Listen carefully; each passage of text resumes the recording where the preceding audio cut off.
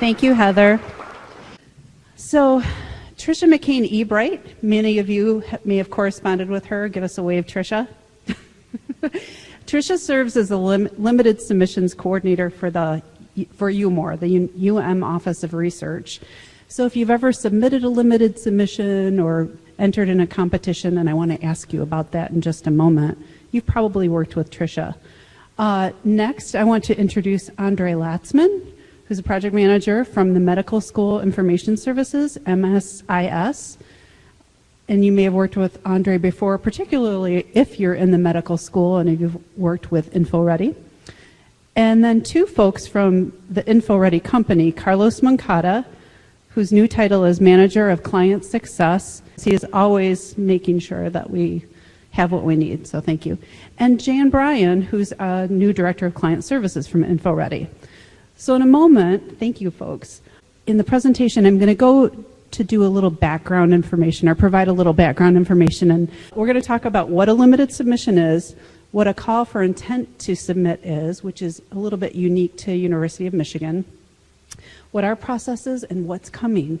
And I'm going to do a little demo of our InfoReady product. So first of all, what is a limited submission? This is a funding opportunity in which the sponsor sets an institutional limit for the number of proposals it'll accept. So they may just say only one from one per university. And in order to participate, we have to work together and submit our most competitive proposal. And this requires an internal competition. And the process is critical because extra submissions can result in penalties and rejection by the sponsor. It's a challenge because sometimes you might find a funding opportunity and you may create a path and apply, and lo and behold, it's a limited submission, and it creates a lot of havoc at the Office of Research and Sponsored Projects. So we want to avoid that at all costs. So we do our best to communicate what the limited submissions are.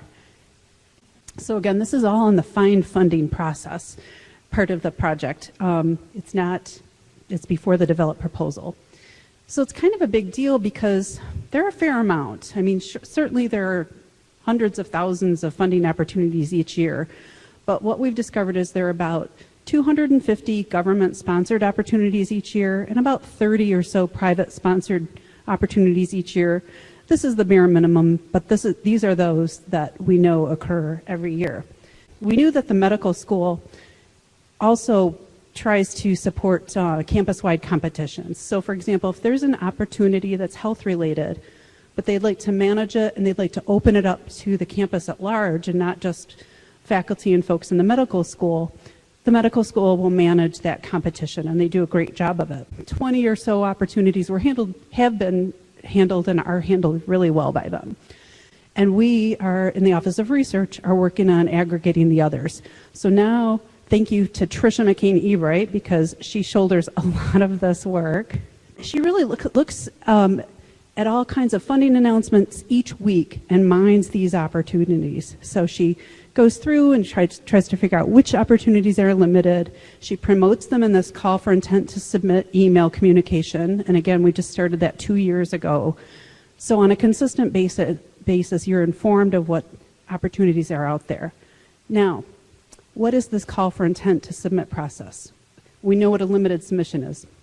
So a little bit unique to University of Michigan, we decided it's important to, since there are so many opportunities, since there are over 250, we're not going to have a competition for everyone, especially if nobody's going to show up or chime in, right?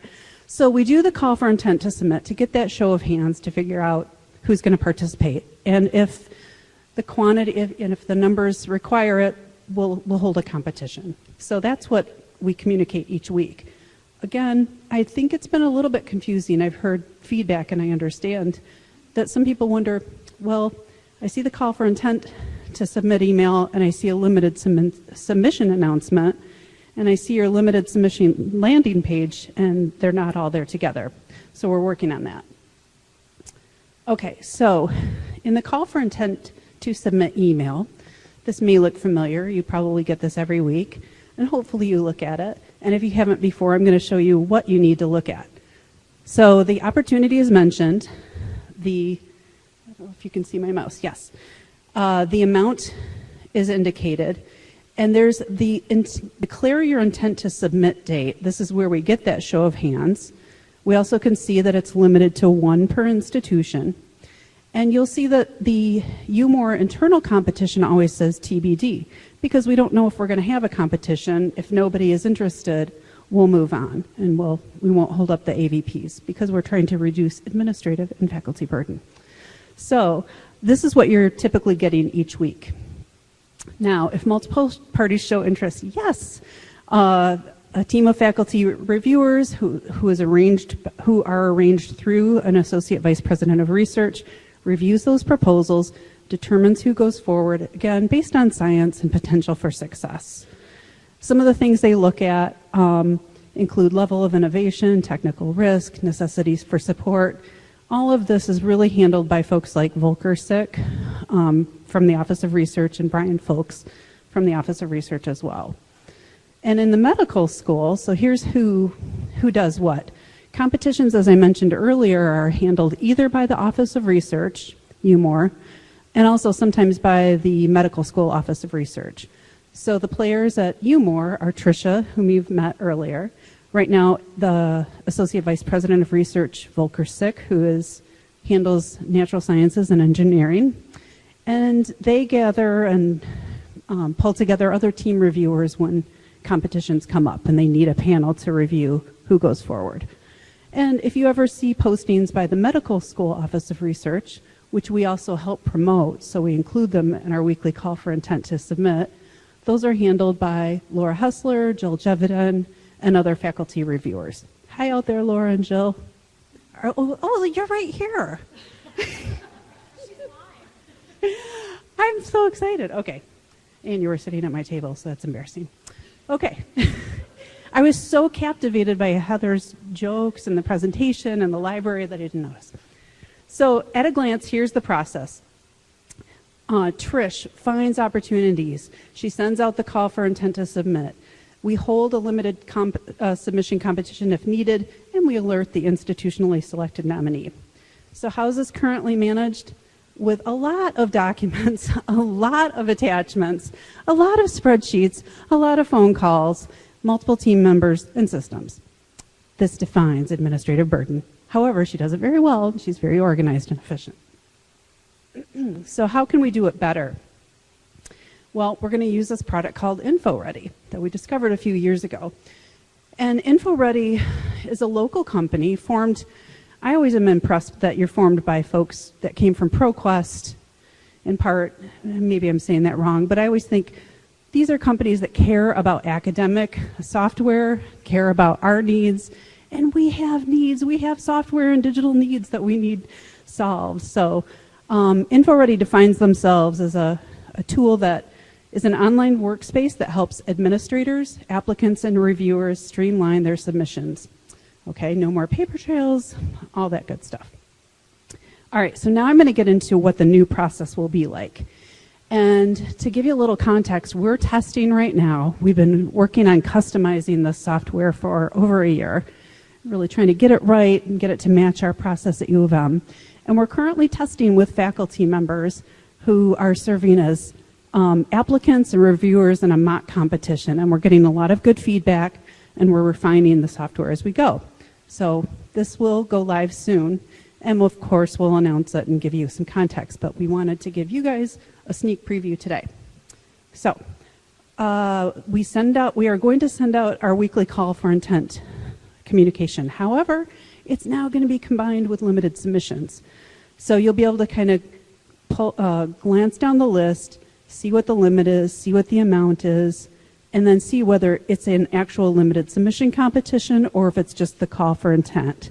And we'll continue to post whatever's current each week so you know what to look for. You don't have to think, shoot, I saw it in my email and I can't find it now. Because if it's current, we'll go there. Our new landing page won't be manually created on our website. Trish is hand coding that page right now. We'll have instead this InfoReady landing page that we've customized. And again, it'll have our policies and procedures, and it'll show the current opportunities that are out there. And again, whether it's a call for intent to submit or a limited submission. All right, you'll log in. We'll use your Shibboleth or Kerberos password. The first time you log in, it might trigger this page, and it'll just, anytime we're connecting our Shibboleth login, I'm sorry for these words, to a third-party service, this can happen, but don't worry. Just check the box that says, ask me again if my information changes, and then confirm. It just wants to make sure it's you. Now, if you were to go into Wolverine Access and change, modify your name or add a married name or something like that, it might ask you this again, but typically it won't. From there, you would click on the opportunity from the home page, and you can go to a detailed landing page. And we're trying to, again, consistently present the funding options so you can look in the same places for every piece of information. The title, the internal submission deadline, the discipline and research areas, the funding available, the maximum allowed per applicant, a link to the sponsor's website, and instructions on how to apply. But truly, all you have to do to apply is click this button. So from now on, once we launch this, instead of writing Trish an email or writing you more limited submissions, an email to say, I'm interested, this is my show of hands, you'll just click apply. I think there's a submit button after that, but you'll let them know. And then let's say UMOR decides to hold a competition. Your documents and interests will already be in the system. We'll convert it to the status of a limited submission instead of a call for intent to submit. And you will, again, the system pulls in your name. Since you logged in through Wolverine Access, it pulls in at least your first name and your last name. You do have to put your primary school or department and any additional information. And we also have a little checkbox to make sure that you've read our policies and that you won't submit to the sponsor without the express approval of the Office of Research. And if you learn of any other competitions, you're going to let UMOR limited submissions know. So we make you check the box now. Okay, and then you submit the application. Click. You'll get an automated notification. Again, think of the administrative burden that's already being reduced for the Office of Research, and hopefully for you and faculty too. You'll also be able to go to a calendar page on the InfoReady website where you can see at a glance different deadlines, and they're color-coded based on call for intent or internal competition deadlines or the sponsor's deadlines, etc. And then you may be working for a faculty member that's asked to take part in a review. So maybe let's say you're in engineering and we're getting a bunch of engineering proposals in, and Volker's trying to think about who can be on this panel of reviewers. So if you're working for a faculty member, she or he may receive this letter that says, we want you to act as a reviewer. There are these fantastic proposals that we're ready for you to review. And they come to you all aggregated, and you can click and score them through the system. All right, and let's say you're selected. Congratulations, your application for Better Esophagus Management has been selected as the institutional nominee. You may go forward, and what I've highlighted here is what's so important to my colleagues at the Office of Research and Sponsored Projects.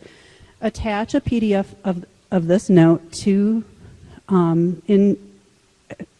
your path, Attach a PDF of this note to your path so that the ORSP representative knows that you're the institutionally selected nominee. So again, bear in mind, this is all in the find funding stage. It's prior to develop proposal. It's prior to route and submit. So this is the one important document that you're going to carry over and physically attach to your path. Again, and behind the scenes for the faculty members, they can score the application based on that criteria I showed you earlier, and all the scoring gets aggregated and it's downloadable into a spreadsheet so that Trish can share it with the review team for their final approval and to determine who goes forward. So that's basically the demo. This is just our customization of the software. Again, we're testing with faculty and refining now. We're trying to make it more usable and friendly. And this may already be familiar to you because it's used by a number of units, schools, colleges, and institutes around campus, so including the Medical School Office of Research, as I mentioned before, MTRAC, Michigan Translational Research and Commercialization, which is kind of a combination of engineering and UMTRI, is using this for internal competitions. University of Michigan Dearborn has been using it, Medical Fast Forward Innovation, and other schools too, like Indiana University and Caltech and Pitt and a number of others. I know you have a lot of clients. So we're thrilled because it's going to make our workflow a lot better. It's not going to be perfect. Nothing ever is. But I think it's a step in the right direction. When we do launch and when we do start to promote this, look for it. Thank you. Look for it and give us feedback. We always welcome all your feedback to make it better and better as we go. Okay, so how can we help? And I'd like to invite Tricia, Andre, Carlos, and Jan to come up here. How can we help? Tricia is your UMOR point of contact. There may be other staff that help as well, hopefully, because this is a lot for her to shoulder. But she's the contact for questions about competitions, materials, and dates. Andre Latzman from MSIS is there to troubleshoot technical issues and provide support for administrators. And also, if your unit at some point wants to work with the InfoReady product, Andre is the liaison to our vendor InfoReady as well. And then Carlos and Jan, are awesome people, very customer service oriented, very honest and sincere and helpful and concerned about our needs.